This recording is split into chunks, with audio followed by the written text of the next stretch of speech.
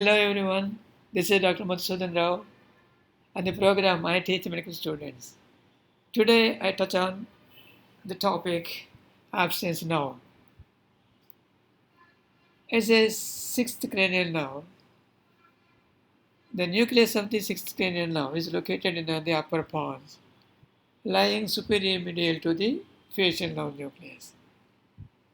It is a purely motor nerve that innervates the lateral rectus.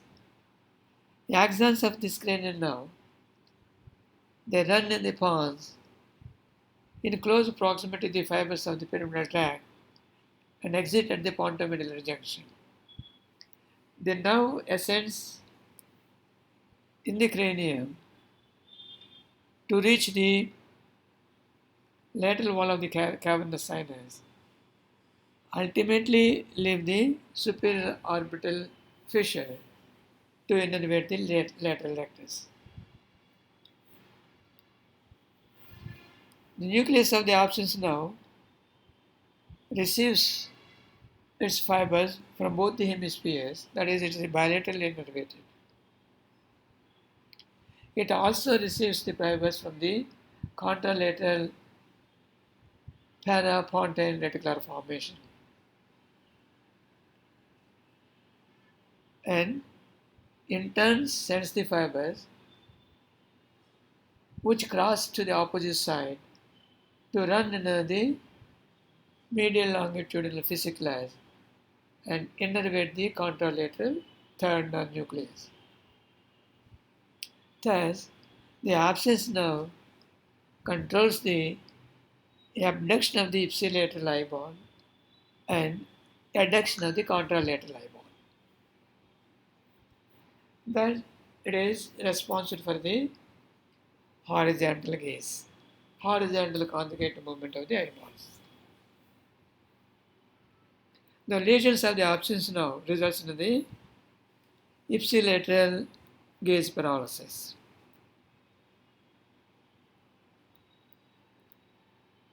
This we are going to touch on the lesions of this particular nerve. So what are the lesions of the absence nerve? They are divided into nuclear lesions and lesions of the nerve. Well, coming to the lesions of the nucleus of the absence nerve.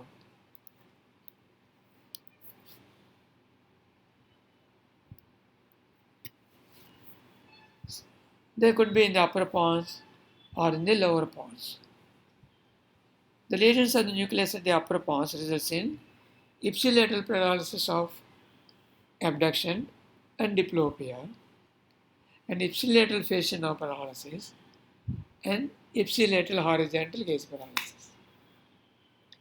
And if the lesion in the lower pons, it results in the ipsilateral sixth nerve palsy and the contralateral spastic hemiplegia. Because it is at this location, this nerve is very close proximity to the pyramidal fibers at the pontomedullary junction. The lesions of the nerve, in particular, isolated nerve paralysis are secondary to the raised intracranial tension. It is a benign situation. It is described as the fast localizing sign because the nerve is affected during its long intracranial course and the pathology is somewhere causing the raised intracranial tension. And the nerve is affected because of the traction injury as the brain is pushed downward due to the raised intracranial tension.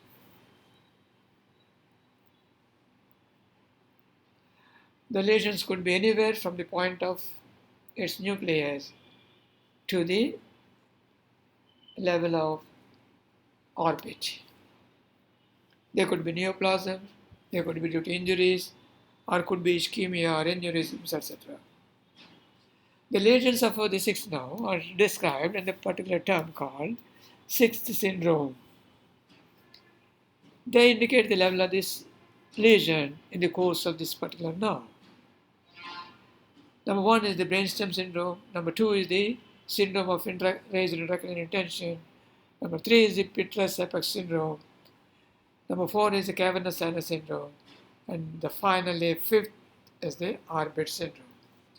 Each has got the level of lesion and their clinical features. Coming to the brainstem syndrome, it is because of the lesion in the brainstem.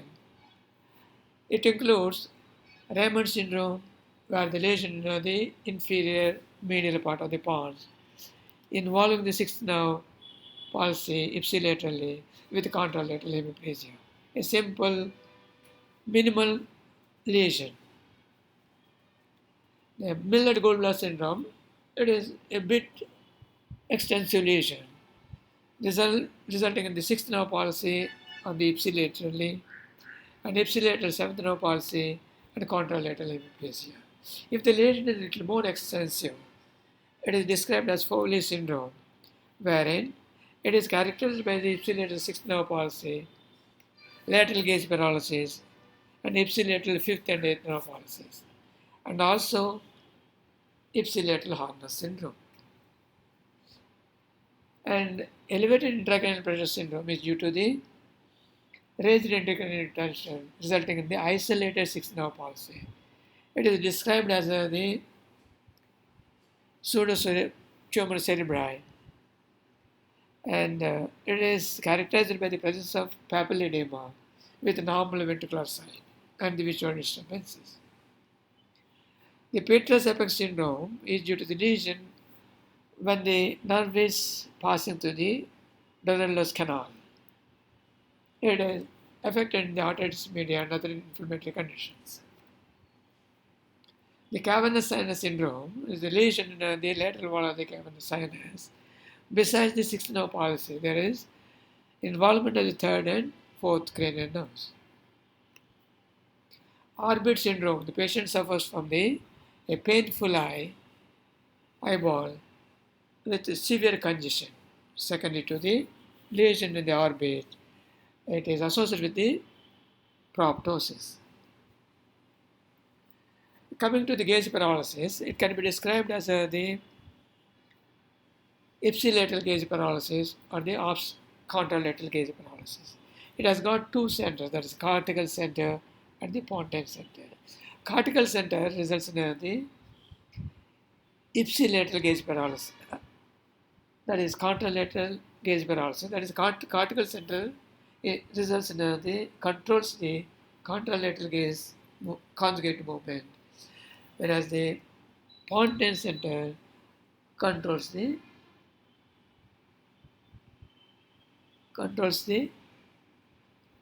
ipsilateral gaze conjugate movements. When the lesion is in the cortex, it results in the paralysis of the contralateral conjugate movements. If the lesion in the pons, it results in the ipsilateral conjugate movements paralysis. But there is no diplopia in the gaze paralysis. This has to be remembered. Well, we conclude this point of time. And thank you very much for patient listening. And we will meet you again in the next class. Until that time, bye-bye.